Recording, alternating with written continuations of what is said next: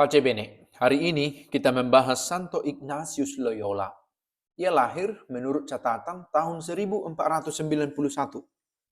dari satu keluarga dengan jumlah 13 bersaudara, dan dia adalah anak yang terakhir dari 13 bersaudara. Dia lahir di satu provinsi, Basque, di satu menara di wilayah Loyola. Ia berasal dari keluarga bangsawan, seperti kita dengar kisah Fransiskus Assisi kemarin, dari keluarga orang kaya juga.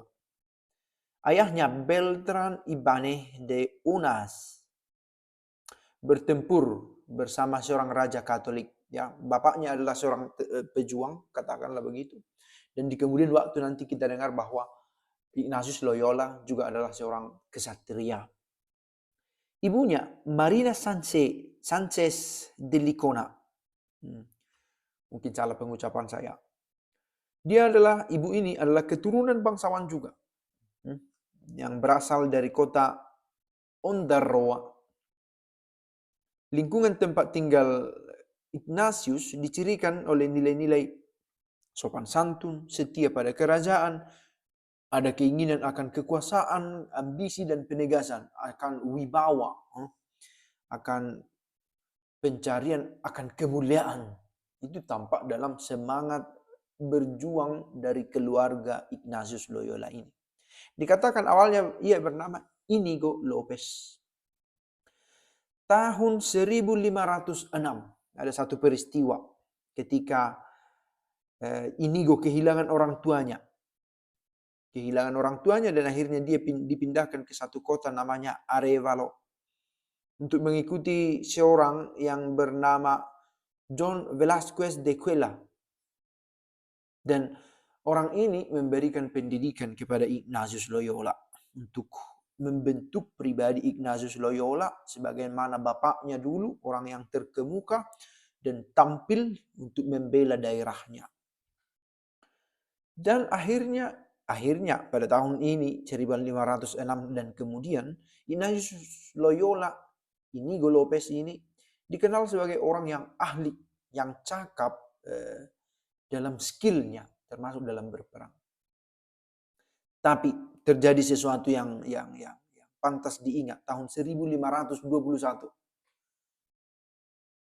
Era kemunculan Ignatius Loyola ini persis pada dekade yang sama dengan lahirnya Ordo Capucin.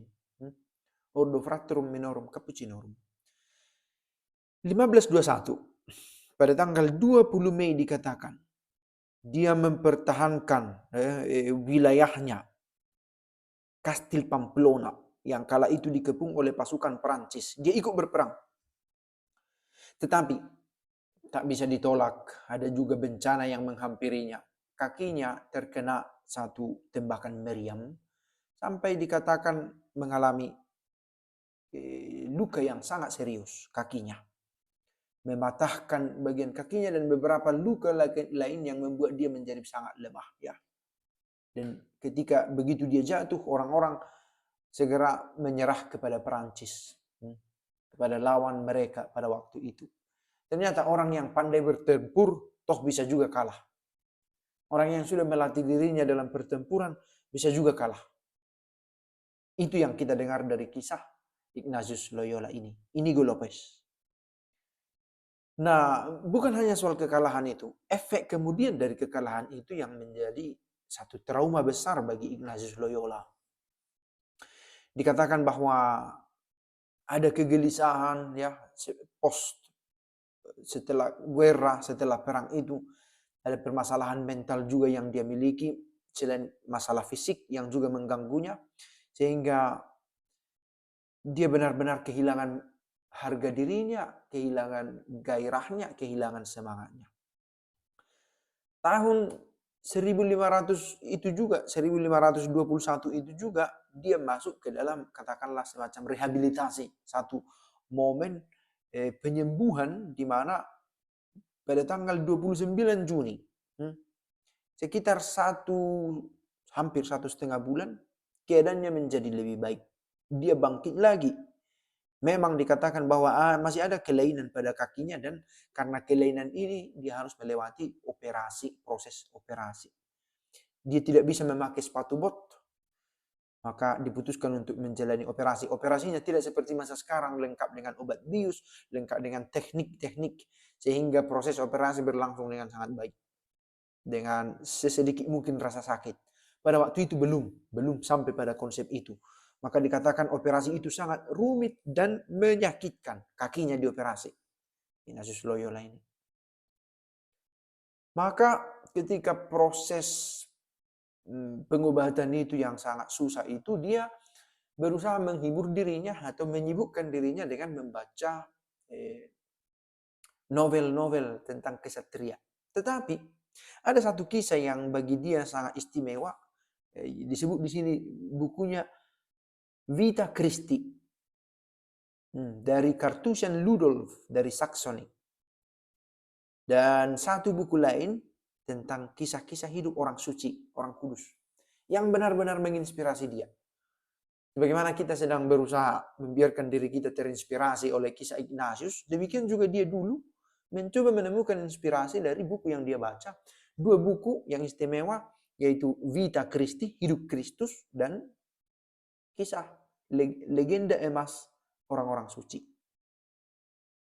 Ia sangat terpesona oleh sosok Yesus yang dia kenal ketika membaca itu. Lihatlah betapa besar pengaruhnya ketika kita membaca ketika dia membaca, ketika seseorang membaca, menginstal pengetahuan baru. Pertobatan dimulai. Dia menemukan penghiburan, dia menemukan nilai kembali dalam hidupnya setelah menemukan masa-masa sulit. 25 Maret 1522, dia berangkat dari Montserrat ke Manresa, dua kota yang berbeda, di mana dia menjalani kehidupan dua. Kita ingat kemarin, tadi siang pagi juga ada kisah tentang Agustinus, dia memusatkan perhatiannya untuk hidup duanya. Fransiskus juga di San Damiano, di kapel itu, dia mendirikan gereja. Ignatius Loyola, polanya mirip-mirip juga. Dia memberanikan diri, memusatkan perhatiannya pada hidup rohani, pada hidup duanya. Dan selama lebih dari 1 tahun, dia pergi, katakanlah semacam pengasingan, penyendirian itu.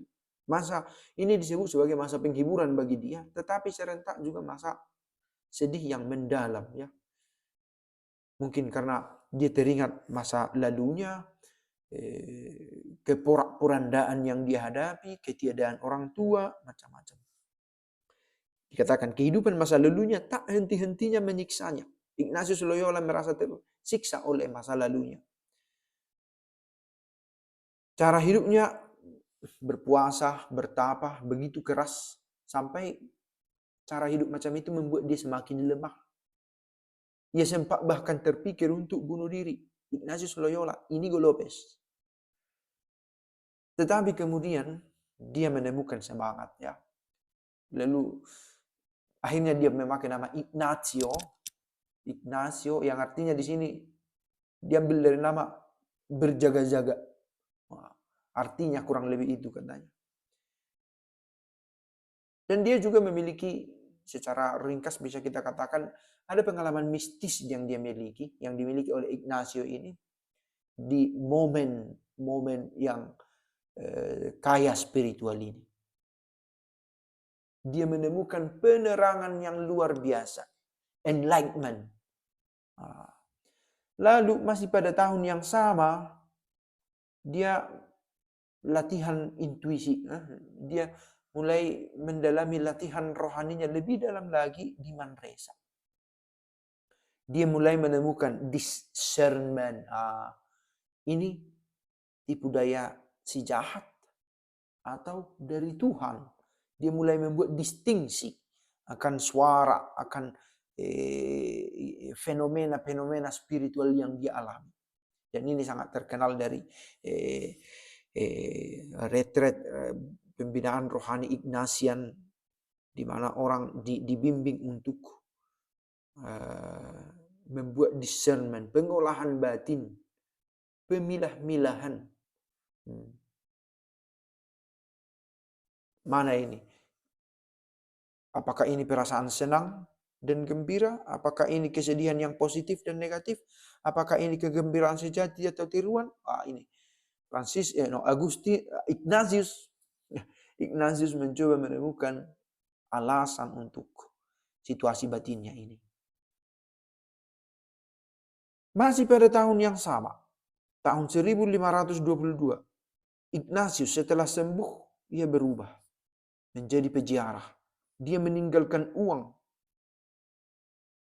Dia berpamitan dengan para orang-orang yang dengannya tinggal selama ini.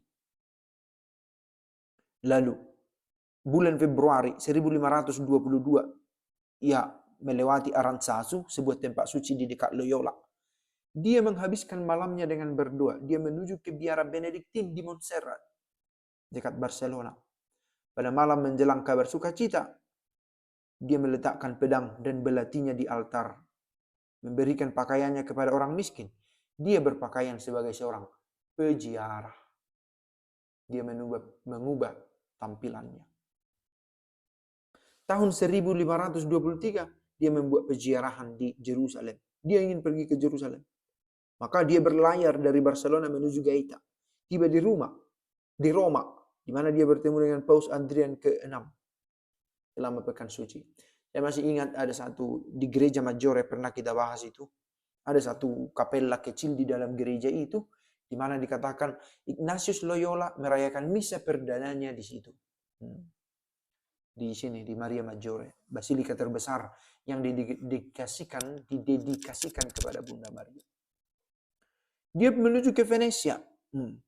Kita bisa bayangkan ya, dari Spanyol ke Italia sampai ke Roma, lalu pergi ke sebelah utara ke Venesia, lalu berlayar ke Tanah Suci.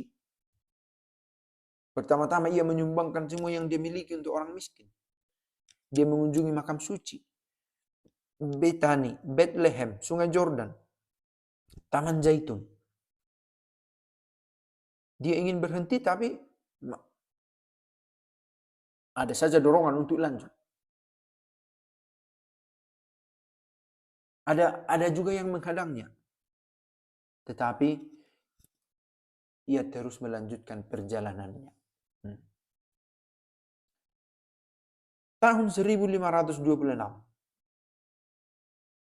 ada inkuisisi di Alcala dan Salamanca. Pada tahun sebelumnya, 2 tahun sebelumnya, tahun 1524, dikatakan ia berlayar ke Venesia. Balik lagi dia ke Italia. Tetapi karena ada wabah penyakit, dia lanjut ke Spanyol. Dan di Barcelona dia mempelajari bahasa Latin dan mendalami lagi latihan spiritualnya. Lalu dia pindah ke kota dekat Universitas Madrid, dekat Madrid. Ia memberikan latihan rohani. Ia sempat dipenjara karena peristiwa inkuisisi itu. Dia dipenjara selama 17 hari. Dan tahun 1527 di Salamanca, ia diinterogasi oleh para Dominikan dari satu biara. Dan dipenjara selama hampir 1 bulan. Dan dibebaskan dengan kewajiban untuk tidak berkhotbah sampai akhir studinya.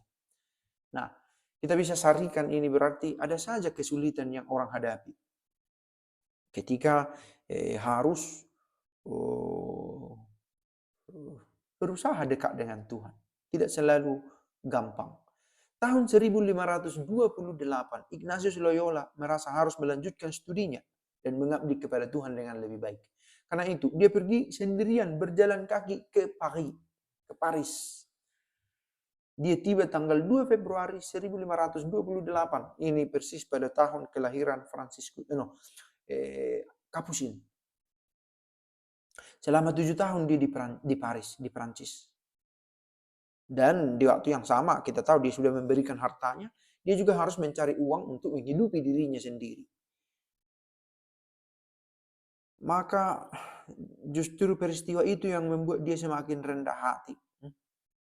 Dia harus duduk di Sorbonne, di Universitas Sorbonne, dan meminta bantuan dari orang lain.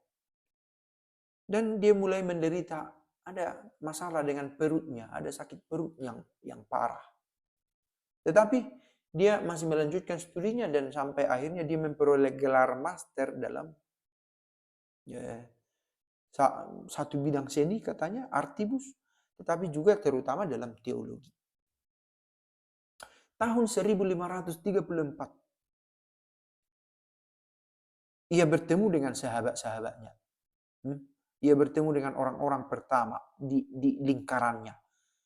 Dikatakan di situ ada Ignatius sendiri, Peter Favre, Francis Xavier, Niccolo Bobadilla, Giacomo Lainez, Alfonso Salmeron, Simone Rodriguez. Dan mereka mengucapkan kaul kesuciannya bersama-sama. Dan berangkat ke Tanah Suci mewartakan Injil atas petunjuk Paus jika diperlukan. Tahun 1534 ya. Berarti duluan kampus ini. Tahun 1535 ya kembali ke Spanyol. Untuk menyembuhkan penyakit perutnya. Dan itu berdasarkan keputusan dari teman-temannya juga, sahabat. Tahun 1537, persisnya tanggal 27 April, Paus memberi izin kepada kelompok yang baru ini, persahabatan ini, yang kemudian menjadi sebuah serikat, untuk pergi ke Tanah Suci. Dan di waktu yang sama, memberi izin kepada Jesuit untuk membentuk sebuah badan imam. Nah ini dia, cikal bakal serikat itu. Tetapi situasi politik pada waktu itu tidak sungguh stabil. Ada konflik antara Venesia dan Turki. Sehingga tidak bisa ada pelayaran yang berlangsung. Maka mereka menunggu 1 tahun. Karena tidak ada perjalanan untuk kembali. Untuk pergi ke Tanah Suci. Karena ada konflik antara Venesia dan Turki. Pelayaran ditutup. Maka dipending rencana itu. Sementara dipending mereka melakukan karyanya. Oke, singkat cerita. Sudah panjang ini kita bahas. Tahun 1556 kita sampai pada kematian Ignatius. Ia menderita satu penyakit yang parah.